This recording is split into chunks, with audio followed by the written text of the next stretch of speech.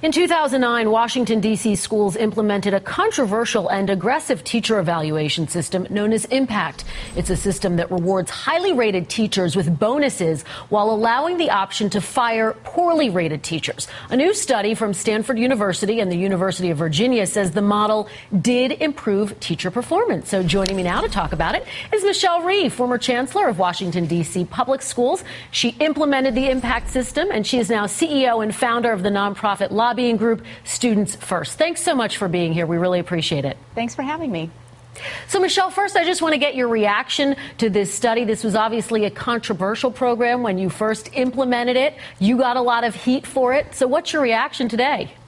My reaction is just that sort of common sense is prevailing here. If you invest in resources and teacher effectiveness, and you create the right environment for teachers, you're gonna reap the results of that. The bottom line is that most people would say that it would make sense to have a teacher evaluation system in place where the best teachers are recognized and rewarded, and we compensated those teachers very significantly. That for those who are not performing, you have to invest in professionally developing them, but if they can't get better, they have to be removed from the system. And if you create an environment like that, then everybody's performance is going to improve. And Impact actually took effect back in 2009. You left as chancellor a year later. Your successor continues the program. So can you explain in a little bit more detail exactly how the teachers are evaluated within this system, how it works? Sure.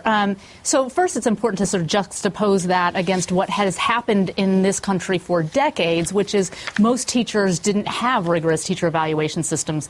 Your principal would come in once a year, maybe. They'd sort of, watch you teach, and then they'd write something up that really didn't add any value to a teacher's professional development whatsoever. We put in place a rigorous teacher evaluation system that evaluates teachers based on multiple measures. So the first is, how effective is a teacher at moving student achievement of their students? So are their students learning what they should be? So that made up a significant component of it. We also had observations of classroom practice, and there were 5 during the course of the year, some that were done by the principal, but some that were done by master educators, experts in their subject area and grade level.